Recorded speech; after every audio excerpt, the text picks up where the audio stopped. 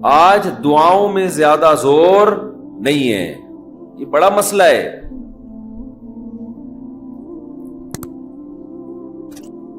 بھائی کچھ نہ کچھ وقت نکال کے ہاتھ اٹھا کے اللہ کے سامنے گڑ گڑایا کریں. آج ہم لوگوں نے دعائیں مانگنا چھوڑ دی ہیں. جب انسان اللہ کے سامنے دعا مانگتا ہے وہ اللہ سے باتیں کرتا ہے. اگر توجہ سے دعا مانگے, دعا ایسی چیز ہے کہ یہ اللہ اور بندے کا جتنا مضبوط کنیکشن بناتی ہے اتنا کنیکشن دنیا کی کوئی اور عبادت نہیں بناتی.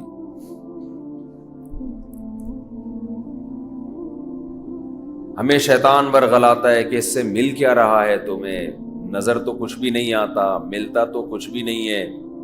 یہ شیطان کا بہت بڑا دھوکہ ہے. وہ بندے اور اللہ کے تعلق کو مضبوط نہیں ہونے دیتا.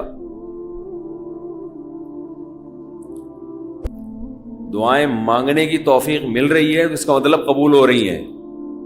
فوکس تو اس کو کرو کہ دعا مانگ رہے ہیں کہ نہیں مانگ رہے. یہ کیسے ہو سکتا ہے کہ اس احکم الحاکمین کے سامنے ہاتھ اٹھاتے ہوں اور وہ خالی ہاتھ واپس کرتا ہو.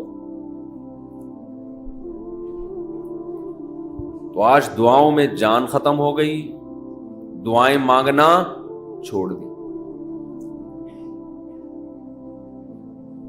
یہ جو میں نے قرآن کی آیت پڑھی ہے, رمضان اور دعا کا آپس میں بہت گہرا تعلق ہے, بہت گہرا. جب انسان اللہ کے لیے کوئی عبادت کرتا ہے, کوئی قربانی دیتا ہے, اللہ کا نام قرآن میں ہے شکور, قدردان. شکور کسے کہتے ہیں؟ قدردان. آپ تھوڑا کرو وہ اس کی قدر بہت زیادہ کرے. کچھ لوگ ناقدرے ہوتے ہیں نا, آپ کچھ بھی کر لیں ان کے لیے کہتے ہیں نا ناقدرہ ہے. اس لیے علماء کہتے ہیں کہ افطار کے وقت دعا کرنی چاہیے. کیوں؟ آپ نے سارا دن اللہ کے لیے ایک قربانی دی ہے. یہ بڑی بات ہے. آپ کی نظر میں شاید اس کی ویلیو نہ ہو, اللہ کی نظر میں اس کی بڑی ویلیو ہے کہ میرا بندہ نے مجھے دیکھا نہیں ہے اور اس نے سارا دن میرے لیے کھانا پینا چھوڑ دیا. تو ہم اس کو شاید ہلکا سمجھتے ہوں, لیکن اللہ کی نظر میں یہ ہلکا عمل نہیں ہے. اللہ کہتے ہیں مجھ پر ایمان رکھتے ہیں, مجھے مانتے ہیں. اگر اللہ کو نہ مانتے ہوتے تو کوئی کسی کے کہنے پر کھانا پینا, آج کل تو لوگ ڈاکٹروں کے کہنے پہ نہیں چھوڑ رہے. ڈاکٹر کہتا ہے کہ آپ کو نقصان دے گا کھانا پینا, آپ ڈائٹنگ کرو, مت کھاؤ, پھر بھی کھا رہے ہیں لوگ کہ مر جائیں لیکن کھانا نہ چھوڑیں. یہ کتنی بڑی اللہ کی رحمت ہے. اللہ تعالیٰ پورے رمضان میں ہم سے کھانا پینا چھڑوا دیتے ہیں, توفیق دے دیتے ہیں. تو میرے اور آپ کے دل میں شاید قدر نہ ہو, لیکن اللہ تو قدردان ہے, وہ اس عمل کی بہت زیادہ قدر کرتا ہے. اس لیے کہتے ہیں کہ افطار کے وقت دعائیں قبول ہوتی ہیں. تضرع کا وقت ہے, عاجزی کا وقت ہے. تو دعائیں خوب کثرت سے کیا کریں. دعاؤں میں عاجزی, گڑ گڑانا, لجاجت کرنا. نبی صلی اللہ علیہ وسلم نے فرمایا دعا رو کے مانگو, اور رونا نہ آئے تو رونے جیسی صورت بنا لو,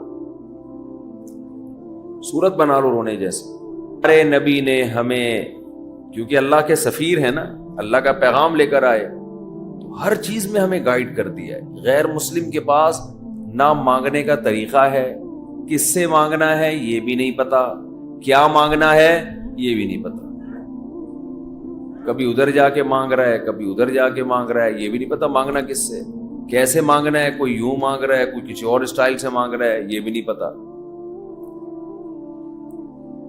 کون سے ٹائم پہ مانگنا ہے جس میں قبولیت کا امکان زیادہ ہے, یہ بھی نہیں پتا.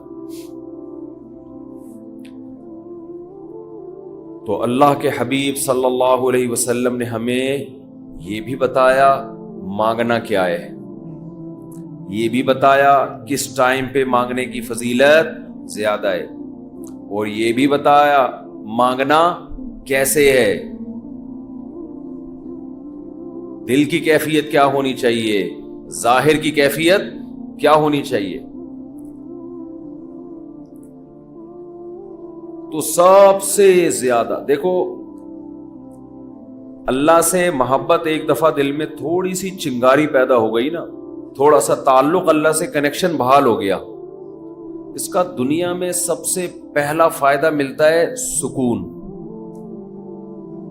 اس کا جو دنیا میں سب سے فوراً کیش فائدہ ملتا ہے نا، کیش، وہ کیا ملتا ہے؟ سکون. آدمی اپنے آپ کو محفوظ سمجھنا شروع کر دیتا ہے کہ یار میں نے اپنے آپ کو کس کے حوالے کر دیا؟ اللہ کے. سب سے پہلا فائدہ یہ کہ بالکل ایسے جیسے ڈاکوؤں کا خطرہ ہو چاروں طرف سے، اور آپ نے دیکھا جی پولیس کی 3-4 موبائلیں ہمارے گھر کے قریب آ کے کھڑی ہو گئی، آدمی لوگ سکون میں آ جاتے ہیں، یار کم از کم یہاں پر موبائل سنیچنگ نہیں ہوگی، سکون سے سو جاؤ.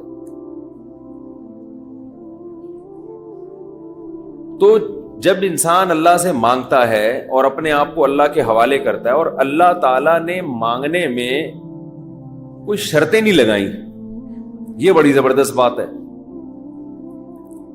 کوئی شرطیں نہ کہ یہ والے قوائف پورے کرو گے تو پھر مجھ سے مانگو، ورنہ تمہیں مانگنے کی اجازت نہیں ہے. کوئی چرسی ہے تو جب تک چرس نہیں چھوڑے گا مجھ سے مانگ نہیں سکتا.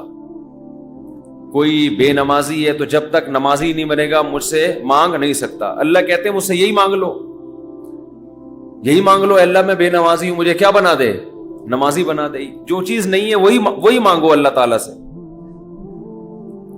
وقال ربکم ادعونی استجب لکم، قرآن کہتا ہے، تمہارا رب کہتا ہے مجھ سے مانگو میں تمہاری پکار کو قبول کروں گا. اور کمال کی بات یہ ہے، پہلے مجھے اس آیت کی تفسیر سمجھ میں نہیں آتی تھی. اللہ کہتے ہیں مانگو میں تمہیں دوں گا، نہیں مانگو گے ایسے متکبرین کے لیے میں نے جہنم کی آگ رکھی ہے بھائی. یہ سمجھ سے بالاتر. میں آپ سے کہہ رہا ہوں مجھ سے قرضہ مانگو، آپ کہتے ہیں شکریہ جی آپ نے آفر کی، ضرورت ہوئی تو مانگیں گے، نہیں تو ٹھیک ہے جی بہت شکریہ. میں کہہ رہا ہوں اگر نہیں آئے نا مانگنے کے لیے، پھر دیکھو میں گنڈے بھیجوں گا، کٹ لگواؤں گا. آپ کہو گے یہ کون سا طریقہ ہے بھائی، یہ مجھ پر احسان کر رہے ہو یا گن پوائنٹ یہ زبردستی کروا رہے ہو کام؟ سمجھ میں آ رہی ہے بات کہ نہیں آ رہی ہے؟ آپ کہو گے یہ کون سا احسان کا طریقہ ہے؟ میں آپ سے کہہ رہا ہوں کہ آپ میری دعوت پہ آئیے گا، مجھے بڑی خوشی ہوگی، آپ کہیں گے تھینک یو، بہت شکریہ آپ کا. تو اللہ تعالیٰ تو یہی انداز اختیار کر رہے ہیں کہ مجھ سے مانگو میں تمہیں دوں گا. ان الذین یستکبرون عن عبادتی سیدخلون جہنم داخرین، نہیں مانگا تو ایسے لوگ ذلیل ہو کر جہنم میں داخل ہوں گے. یہ کچھ بات سمجھ میں آ رہی ہے بھائی؟ یہ تو عجیب سی بات ہے نا کہ مانگو، نہیں مانگا تو میں نہیں چھوڑوں گا تمہیں. اصل بات یہ ہے کہ تو ہم پر جب مصیبت پڑتی ہے پھر ہم کہتے ہیں یار اللہ کہاں ہے؟ تو بھئی یہ تو مصیبت سے پہلے اللہ کو پکارو. جو اللہ کو نہیں پکارتا یہ اس کی علامت ہے کہ اس کی نظر اسباب پر ہے، اللہ پر نہیں ہے. وہ سمجھتا ہے یہ جیسے کافر اسباب کو دیکھتا ہے نا، وہ تو کہتا ہے خدا کیا کر رہا ہے؟ گاڑی کے ایکسیلیٹر پہ پاؤں رکھو تو گاڑی چلتی ہے، بریک پہ پاؤں رکھو تو رکتی ہے، تو اللہ کہاں ہے؟ تو اللہ کو اگر نہیں کوئی پکارتا تو اللہ اس کا مطلب پھر یہ سمجھتے ہیں کہ یہ سمجھتا ہے کہ اس کو میری ضرورت نہیں ہے. یہ بہت بڑا جرم ہے. بات بات پہ اللہ سے دعا مانگا کرو. پیغمبروں کی کتنی دعائیں اللہ نے قرآن میں نقل کی ہیں، بات بات پہ دعائیں مانگتے تھے، بات بات پہ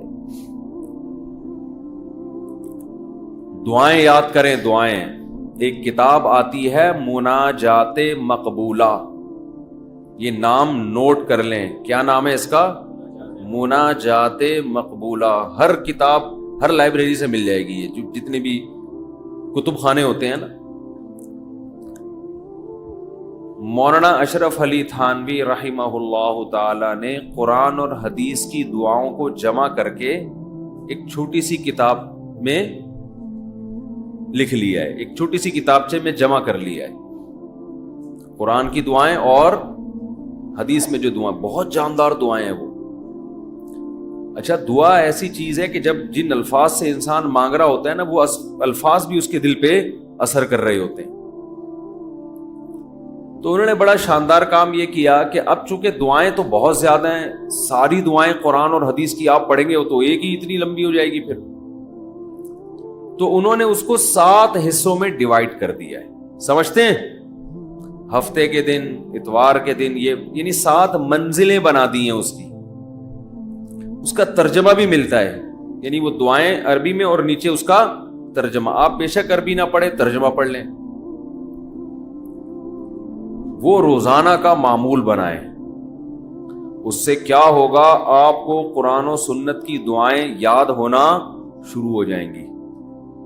وہ ایسی جاندار دعائیں، ایسی جاندار. ان دعاؤں میں آپ کو لطف آنا شروع ہو جائے گا، چسکا لگ جائے گا. کیسی کیسی دعائیں دیکھو، ایک پڑھ کے سناتا ہوں. اللہم اقسم لنا من خشیتک ما تحول به بیننا وبین معصیتک. اے اللہ ہمیں اتنا اپنا خوف دے دے، ہمارے دل میں اپنا اتنا خوف ڈال دے کہ وہ خوف ہمارے اور تیری نافرمانی کے درمیان آڑ بن جائے. سمجھ میں آ رہی ہے بات؟ زیادہ خوف نہیں چاہیے. زیادہ خوف پیدا ہو گیا تو زندگی کا مزہ کرکرا ہو جائے گا. جب آپ کے دل میں کسی چیز کا خوف مسلط ہو جاتا ہے تو لذتوں سے محروم ہو جاتے ہو آپ.